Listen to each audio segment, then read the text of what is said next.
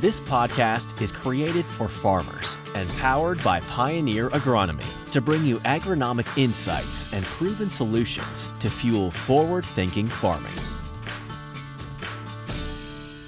Hello and welcome to the October 8th edition of the Indiana Pioneer Agronomy Podcast. I'm agronomist Brian Schrader, joined as always by my agronomic partner in crime, Joern, agronomist on the western side of Indiana, responsible for a little bit of Illinois as well. Good morning, Carl.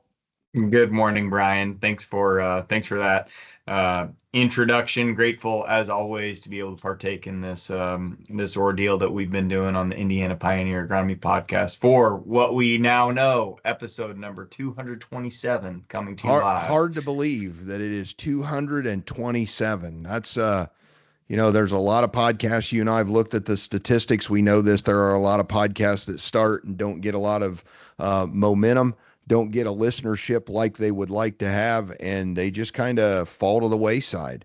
And we've been trucking along here now for 227 episodes, started way back in, the start of COVID, and made it through that. And we've had the opportunity to talk to a lot of really interesting folks inside and outside of Pioneer, trying to share agronomic information with our listeners. So it's certainly been a very, very enjoyable ride for me. I've learned an incredible amount from both you and Ben, and we'll talk about Ben here in a few minutes, and a lot of our guests as well. It's been a really neat thing for me I talk about pulling the curtain back on Pioneer an awful lot. And I think that that's one of the things that we've been able to accomplish with the podcast is helping bring Pioneer internal, a little bit external for folks, I think, is what we've at least attempted to do. Most definitely. No, it's been a fun range that we've been able to cover here. I think episode 1 was talking dicamba with Dr. Brian Young. That just tells you how long we've been at it, right? If folks reflect back on when the Ninth Circuit Court pulled the dicamba label back in 20, that was a long time ago. And how much the industry has changed and how much we've learned and grown along with that. Right. Al, at the same time, though, things have not changed because there was just the closure of another round of commentary that could be submitted to the EPA on the dicamba label. And so we're in a holding pattern to see what that looks like as well as an industry as we move forward. When we started this thing, dicamba really was our option in 2020. Enlist and E3 technology was out in the countryside, but frankly, as a brand, we weren't there yet, certainly. Right. And now E3 beans are the preferred herbicide tolerant trait in the United States for soybean weed control. So you're right. We've come a very long way, but maybe not quite as far as we had hoped to be. So that's fair. Fair. Well, and we talk about all of this, I think, to be very open and full disclosure with our listeners. Some of the reason why we're talking about this is that Carl and I, as we have talked about the future of the podcast, think maybe that some changes are potentially in order. And so one of the things we're doing is a little bit of review today, and we're going to reach out to you as our listeners, our good, loyal listeners, and we're going to ask for some feedback here as well. We want to know from all of you that have been very faithful over these 227 episodes. We want some feedback from you to tell us what the future of the podcast needs to look like. What do we need to talk about? Where do we need to concentrate? Does the format need to change?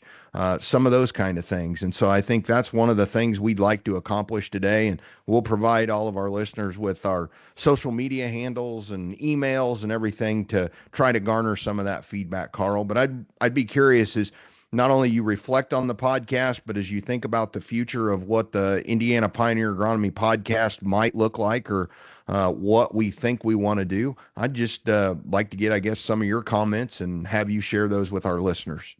Yeah, no, appreciate that opportunity, Brian. As I reflect on our experience as the hosts of the podcast, I think you've seen a lot of success. We are an award-winning podcast in terms of internally within Pioneer. We're also the longest standing local agronomy podcast. And when you look at that, those are all great things, but our listenership, it does go beyond the scope of the state of Indiana, and perhaps our format needs to adapt to change. Definitely don't need to be global commentators when it comes on how corn and beans and all that's doing in our backyard, but perhaps we could maybe broaden the scope. And maybe it's something where rather than having as frequent of episodes, maybe we have bigger, heavier hitting episodes less frequently, really getting down to the nitty gritty of what is that, crucial update that folks need to be mindful of. Not too different from the very first episode that we had related to the dicamba label. But if you've enjoyed stuff like the series we've done with the getting to know your agronomist or checking up with the doc, things of that nature, we're definitely open to, receiving that feedback. And we enjoy having the opportunity to be your companion.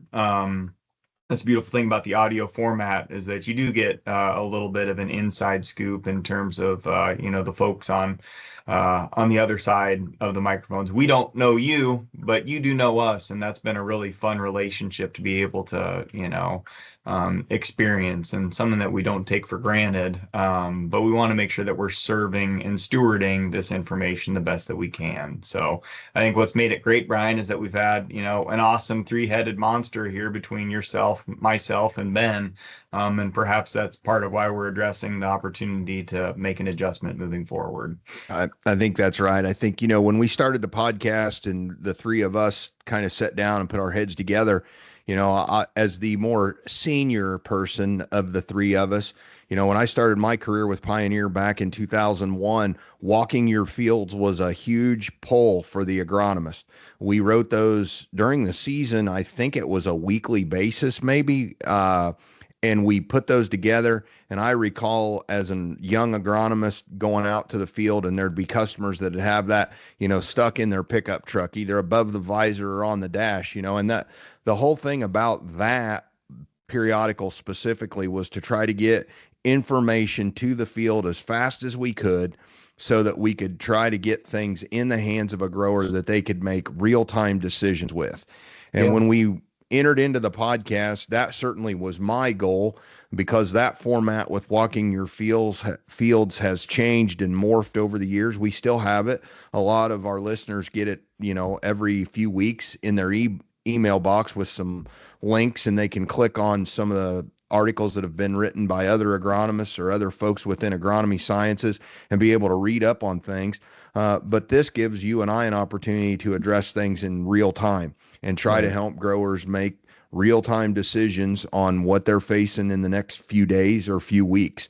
And I think that's always been my goal for the podcast, is to try to get good, solid information that a grower can use to make real decisions in real time. And so I think we've done a pretty decent job of accomplishing that. I think when you look at the three of us, certainly we've had a really good mix.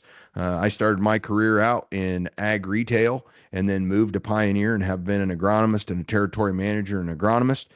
For you started your career out in production and have moved through different things and have been an agronomist for a number of years. Ben started out in research and came to the commercial side as an agronomist as well. And so we really kind of had a three-headed monster, if you will, that we could really kind of reach out, pull some of those resources, be able to look at things and be able to touch on all aspects of it. And I think that has been one of the key things that have allowed us to go this 227 episodes. But with that, we've got a member or a host who is missing. And I think it's fair that we should update folks on our former colleague. I say that very intentionally, Ben Jacob. And so one of the reasons that we are looking at this a little bit is that Ben had an opportunity and elected to leave Corteva a few weeks ago. And while you and I are sad about that, and a number of our colleagues are as well, in visiting with Ben, it was an opportunity he just felt like he couldn't pass up. It kept him a little bit closer to home, as I understand it, talking to him. And so it was the right move for him and his family. And so we we hate seeing Ben leave, but we're happy for him that he found an opportunity that he felt like fit with him and his family situation. And I know he was excited to take on a new challenge. And so Ben stepped away from Corteva, so certainly stepped away from the Indiana Pioneer Agronomy Podcast. But we appreciate Ben's contributions over the course of the podcast. I got to know Ben much better. He's been a great friend and somebody that you could talk to and run ideas by, and even visit about things that weren't necessarily agronomics. And so I certainly wish Ben all the best in his new endeavor. And hopefully sometime down the road, maybe we can get him back on the podcast to be able to share his insights in his new position. Absolutely. No, that's the beautiful thing about, this medium. You and I and Ben, we might get together on a quarterly basis, call it roughly, in terms of being in person, but just the opportunity we've had over the years in a weekly format, now bi-weekly format, of just having the chance to catch up, shoot the breeze, talk about crops. It's allowed us to pursue relationships that we would have naturally had otherwise. And so, yeah, we're going to miss Ben an awful lot. He was an invaluable member of this whole project, this program, as he would refer to it, lovingly. And we're very grateful that he has an opportunity that looks like a great fit for him for the future. And in the meantime, we're going to do our best to evaluate how we can best, shepherd this project along and make adjustments to serve you all better in the best way possible. Yep. Certainly one of Ben's largest contributions to the podcast. Some of our early listeners will remember that when we first started the podcast, Ben did a great introduction for each of us. And I believe that you were the terror of the Kankakee. I think I was the Red Baron. And so yes. We've got that somewhere in the audio files that, so some of you will remember Ben's early introduction to the podcast. So absolutely. We certainly, all joking aside, we do want to thank Ben sincerely for his contribution to Pioneer, certainly, but also to the podcast and to our listeners. And he's out there. I hope he's still listening. But we certainly thank Ben for everything that he did for the podcast. No doubt. No doubt. Yep. He's a great one. And I think that's a hallmark of Pioneer. It stings when somebody leaves because they're such a great asset. And that's part of what makes our team so special, is that you just have a lot of great institutional knowledge, but local relationships and, the congeniality to serve, the internal team, the external team, and your local community. That's when, you've got a good thing going. And I think we still feel that way very much about Pioneer. Very much so. Well, let's pivot just quickly here. As we start to talk a little bit, Carl, I think it's worthy of maybe just a little bit of conversation about what we're seeing out of the field right now. I know for me, the last 10 days or 2 weeks since we had our last podcast, the harvest on soybeans specifically for my geography has flown by. We've had 10 days, maybe close to 2 weeks without really any substantial rain. Last week for me, dews in the evenings were pretty light. And so we had a lot of folks that ran and were able to cut beans late into the evening. I estimated this morning, I would say the geography that I cover, we're probably 85 or maybe even 90% finished on soybeans. We've got a few yet where, as we get into that late planting window, that 1st of June that folks are planting. From my perspective, from a yield standpoint, I've heard some lows in the 30s, unfortunately, just because we've got some geographies that did not get rain, really any substantial rain in July, August, and into early September. And then I've got some folks that have harvested whole field averages in the mid 80s as well. Mm-hmm. Right now, as I look at the yield data that we do have in, there are maybe a couple varieties that come to the top, but I think a lot of that's got to do with soil type and planting window more so than genetic potential of those soybeans. It really does. When I get done running the data, when we get that slug in, my guess is that what we're going to see is a drop off the later into the planting window we go, regardless of variety. But, I think about disease pressure this year been fairly light just because we never really got a sustained environment that was conducive to any one disease. Right. Certainly, I have had some reports of white mold here as folks harvest, but that's not been the problem this year that it was the last couple for you and I. Some reports of maybe a little bit of frog eye.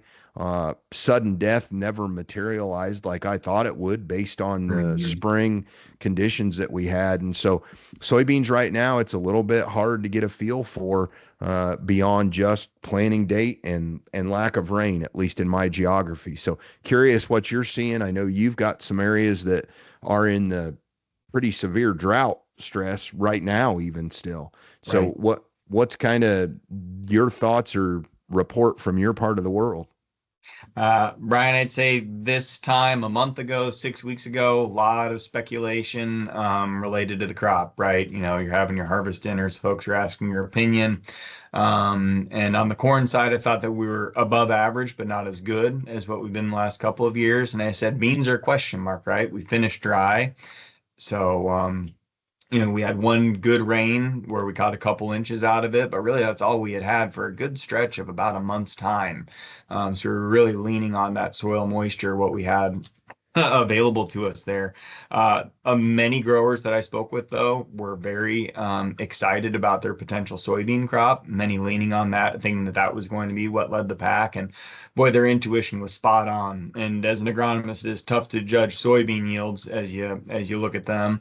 If it's windshield scouting, you standing there on the roadside, being out in those beans, unless you're taking the time to make those harvest stand counts and do the arithmetic, it's really tough to judge a soybean crop. But I will say, Northwest Indiana, Northeast Illinois, on large, has been spoiled this year. We have had exceptional soybean performance. It is not uncommon for me to receive text messages from folks that are averaging in the 80s, or the yield monitors running calibrated up around 100 to finish in that low 90s field average. That's not what we typically reap off of our fields. We're usually anywhere from that, mid 40s to, call it mid 80s, low 80s in terms of productivity. This year, if you're, and I don't say this, brazenly, but where I'm getting service calls this year, I have 65 bushel soybeans. And if that just tells you how productive we've been this year. So we're very, very excited. I say this jocularly, but everybody got to plant Z series soybeans this year, right? So my Northwest Indiana farmers, maybe you are experiencing that 3 to 5 bushel lift. In sincerity, that is contributing to performance here. But we're very blessed with an excellent soybean crop. I know that I hear the best and the worst, and the bell curve is somewhere in the middle. So where we see where USDA had us pegged, where Sean Castile has the state pegged, I recognize that I'm in a pocket of Indiana that's been blessed with a good planting window. And it seems as though we got treated pretty well on the way out the door as well. So I'll be very interested to see how it all comes together here. So Carl, are you seeing a north-south bias in your geography? Are the lower yields coming further north into the region? Is that what you're seeing? Is there some kind of okay? Yep. Yeah. There does seem, and it's an artifact of, if you were to look at the drought monitor that University of Nebraska-Lincoln puts out every week, there's been in the northernmost latitudes of my geography, specifically as we drag a little bit west into Will County, Illinois, that we pretty well started the season in abnormally dry conditions and never really got, relief there. And so that's probably where we're seeing bean yields closer to what my expectations would have been going in, but still on large, we're surpassing expectations, which is just quite astounding. And I think it goes back to all these conversations we've had related to soybeans and how it's a little different from corn in terms of compounding stressors, right? You have a larger window of opportunity to capitalize on components of yield being assimilated, and that means you have more resiliency there. But if I had to throw a dart at it, I would say that we're probably sitting conservatively 5 to 10 bushels beyond what folks would average out of their soybean fields. And it is not it. And Brian, I recognize not everywhere is experiencing this, but it is near common for me to hear I'm 15 bushels, 20 bushels above my APH on Oh, soybeans wow. this year. That's So impressive. I know that I'm not doing us any favors in terms of the market by making those claims and statements, but Sure. all one has to do is if you go to my Facebook page, it is just littered with, I cannot keep up with the amount of testimony from folks about how good their soybeans are this year, That's impressive. which is wonderful, but I recognize that it's a spoil of riches and not everybody has that. But I will say my experience thus far has been probably to your point, the earlier things were planted, the better off they are. And it would seem to me as though earlier maturing beans are maybe more productive than later maturing beans, Okay. which isn't unique in my neck of the woods. Sure. A 2.5 is probably going to have, as much yield, or, call it a late 2 is going to have as much yield as a mid group 3 anymore. Right. But I seem to see maybe a bit of a drop off after you get into, 1/8s were very good. Mid 2s were very good. Late 2s were very good. Early 3s are pretty good. But somewhere in that 3-2-ish transition is where I'm maybe seeing a little bit more yield fall off. I haven't pulled enough data to be able to analyze that, but anecdotally, I would share that that's the sentiments on soybean production thus far. Okay. Yeah. We've got some varieties that appear to be standing out anecdotally. Yes. But I will tell you that the ones that tend to be standing out are right there in that same maturity group that you're talking about. The ones that guys are talking about, 2.7, 2.8, the new 2.9 that we've got, the 3.1. And then as I get later than that, it really then starts to look a little bit more geographically specific in terms of performance when I get to the later side. Now, as we've talked about on the podcast, for me over the last handful of years, we've seen a shift to earlier soybeans. In terms of just pure volume, I don't sell nearly as many or support nearly as many 3.6s, 3.7s, 3.8s as I once did, but yet I service a lot more of our 2.3, 2.5, 2.7 than I did. And we've got guys moving earlier and on the soybean side, and then moving a little bit later on their corn side. But I would agree with you that I think if, anecdotally, when I get to that 3.2 range, with a few exceptions geographically, I'm not hearing the reports. And again, for me, I had some geographies that really didn't get any substantial rain through the latter part of July, certainly in August. Even at my house here, north of Upland, Indiana, in August, I think I got 3/10, maybe 4/10 for the whole month.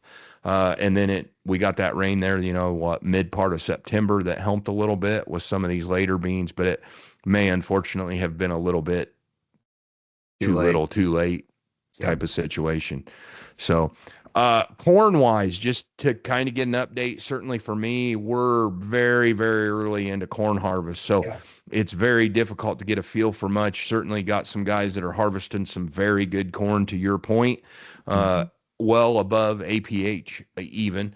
But again, we're talking about maybe 10% of the corn, that's been harvested in my geography. And that's probably pushing it, to be fair. Yeah, agreed. I feel as though it's dangerous to wade into the waters of corn performance thus far, but those that we would expect good yields out of, I've heard good reports, 1742 being one, recognizing that's full season hybrid for a lot of folks, but it's been one of Pioneer's most dominant performers over the last few years through our realm. I have gotten some good reports thus far on we have a few new offerings in the what I'd call ultra early side of things. A new 101, 102, 103 day for my geography in particular. But thus far I have them to compare to themselves, right? So not weighing in against a 105 or 108 day hybrid. So it's all relative at this point, but admirable performance, compelling performance. But again, it's too early for us to, I think, make any general commentary related to corn at this point. But very excited to provide you all with the update once it is appropriate.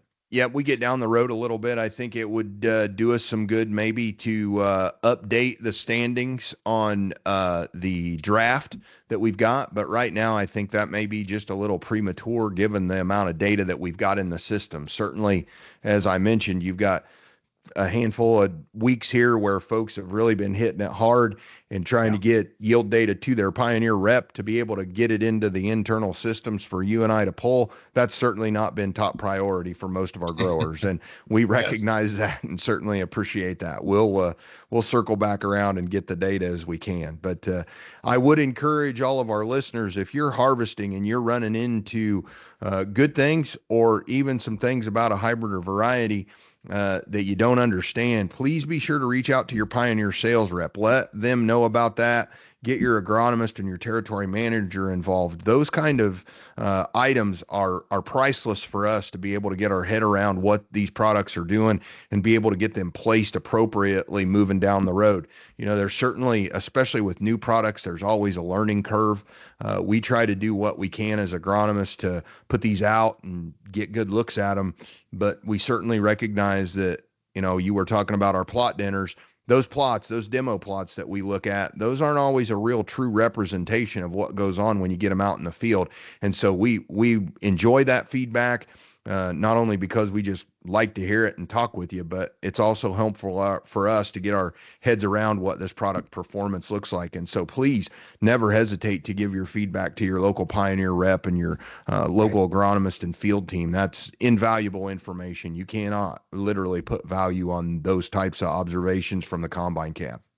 No doubt. That's you nailed it with that last comment, Brian. We're riding in a lot of combines this time of year, but we don't get to see everything and at the different intervals when you're harvesting, if it's wet corn, dry corn, all of these things, standability. We're doing our darndest, but you're in that field for hours at a time. So you are getting as much, if not more, intimacy with that product than what we can, just by riding a handful of rounds with a good number of folks throughout the day. So please, please keep us in the loop in terms of satisfaction, dissatisfaction, anything in between. We want to make sure we're hitting the mark in terms of how we're advising folks. Yep, for sure. And I will say on my behalf, when I get those phone calls and I talk with you all about those things, sometimes I'm 1,000 questions.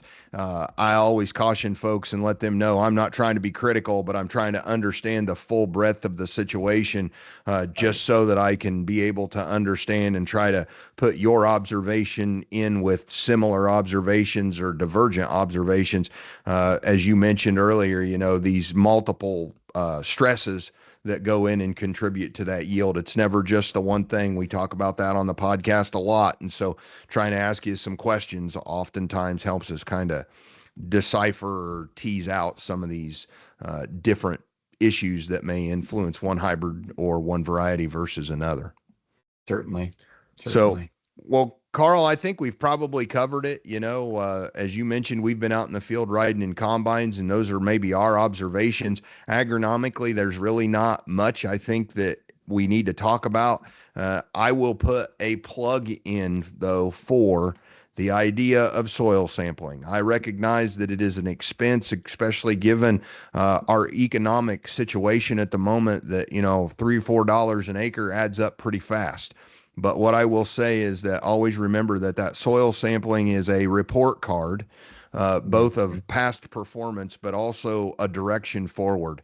And so I would encourage all of you, that's probably not something that I would necessarily stop doing, but it will give you a very good idea of where you're at and what you need to do moving forward. And so I would encourage folks to at least consider keeping that in the program as you move forward, just so that you're making accurate decisions on what you need to do for 26 and maybe 27, maybe 28, depending on your soil sampling cycle. But just something that has come up the last few days that I thought was worthy of at least a mention today.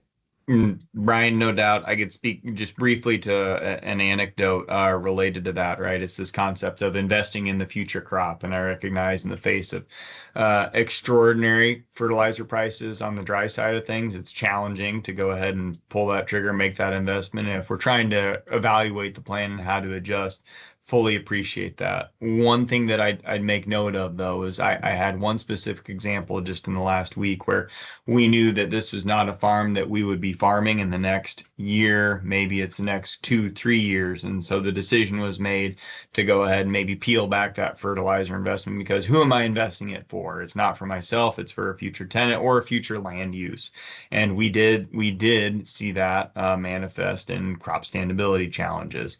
Still reaped good bushels, but if we would have let it go out there until November, we wouldn't have been able to get it all in the combine. And so, just be mindful of that as you're making that decision as to what level you're willing to reinvest in the future crops to come, and recognize that there are going to be some acres or some fields or some components of the operation we're going to make some changes. Just I wouldn't go ahead and pull everything off the table and just mine what we have, because there's a situation where it might not hurt in 26, but watch out 27, 28.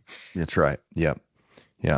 Well, Carl, I think for today we've maybe covered the things that are most pertinent. Certainly want to finish where we started and thank our loyal listeners for the last 227 episodes now.